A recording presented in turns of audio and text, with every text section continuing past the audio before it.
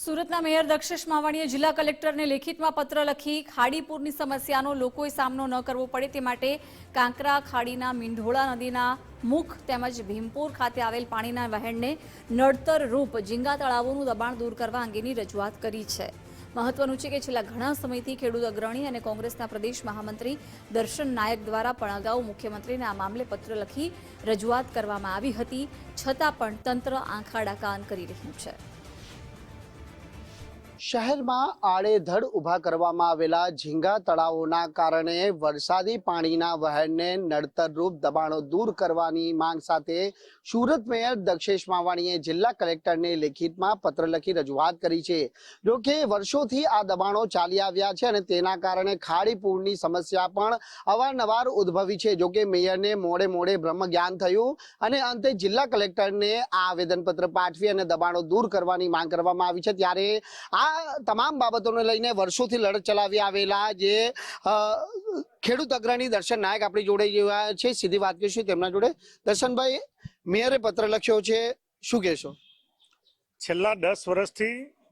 સુરત જિલ્લાના ઓલપાડ તાલુકો 84 મજુરા જે શહેરી વિસ્તાર છે એની લગભગ 16,000 સરકારી જમીનો ઉપર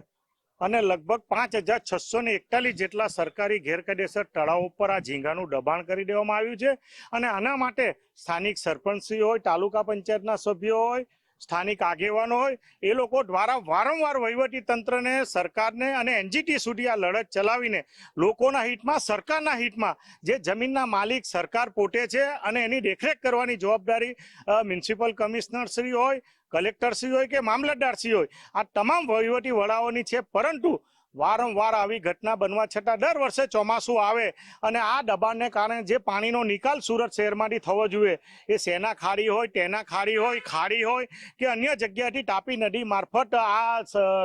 સમુદ્રમાં એ પાણી જતું હોય છે, પરંતુ આ જગ્યાએ મોટા પ્રમાણમાં દબાણ હોવાના કારણે આ પાણીનો નિકાલ થતો નથી। એના કારણે આ સુરતની ખાડી વિસ્તારમાં પાણી ભરાવાના કારણે સુરતમાં પણ પાણી ભરાઈ જાય છે, મોટા પ્રમાણમાં લોકોને, વેપારીઓને આર્થિક નુકસાન થાય છે અને સામાન્ય માણસ આને કારણે સુરતનો દુઃખી થાય છે। આ માટેની વારંવાર રજૂઆત કરવા છતાં ડીએલઆર વિભાગની સરકારી રેકોર્ડના આધારે આટલું મોટું દબાણ હોવા છતાં પણ વહીવટી તંત્ર કોઈ પણ પ્રકારનું પગલાં લેતું નથી। એટલે સુરતના લોકોને પણ વિનંતી કરીએ છીએ કે વહીવટી તંત્ર અને આ મેયરશ્રીની જે કોઈ જવાબદારી છે એ જવાબદારીમાં આપ પણ યોગ્ય જગ્યાએ જે જગ્યાએ લડત ચલાવીને સુરતના લોકોના હિતમાં, આજુબાજુના વિસ્તારમાં આપણે કોઈનો ભોગ ન બનીએ એના માટે, બચાવ માટે આ ઝીંગાના તળાવો સરકારી દબાણ દૂર થવા જોઈએ એ પ્રકારની લાગણી સુરતના હિતમાં અમે ઈચ્છી રહ્યા છીએ। તો બિલકુલ આપણે જણાવી દઈએ કે શહેરના 16,000 જેટલા વીઘા જમીનની અંદર જે ઝીંગાના કેટલાક ગેરકાયદેસર દબાણો કરવામાં આવ્યા છે અને સરકારના ડીએલઆર વિભાગના રેકોર્ડ ઉપર પણ છે અને ભૂતકાળમાં આ મામલે જે છે તે આદેશો પણ કરવામાં આવ્યા છે કે આવા દબાણો દૂર કરવામાં આવે, પરંતુ માત્ર કાગળ ઉપર ચાલી આવતી કામગીરીના પગલે દર વર્ષે ચોમાસા દરમિયાન આ દબાણોના કારણે જે પાણીના વહેણ છે તે નડતર રૂપ થાય છે અને તેના કારણે જે ખાડીપૂરની સમસ્યા ઉદ્ભવે છે। ત્યારે તાત્કાલિક ધોરણે મેયર દ્વારા લખવામાં આવેલા પત્ર બાદ કાર્યવાહી થાય તેવી લાગણી અને માંગણી છે તે ખેડૂત અગ્રણી દર્શન નાયક દ્વારા પણ હાલ કરવામાં આવી છે। કેમેરામેન વિરલ વ્યાસ સાથે રાકેશ બ્રહ્મભટ્ટ, ગુજરાત ફર્સ્ટ, સુરત।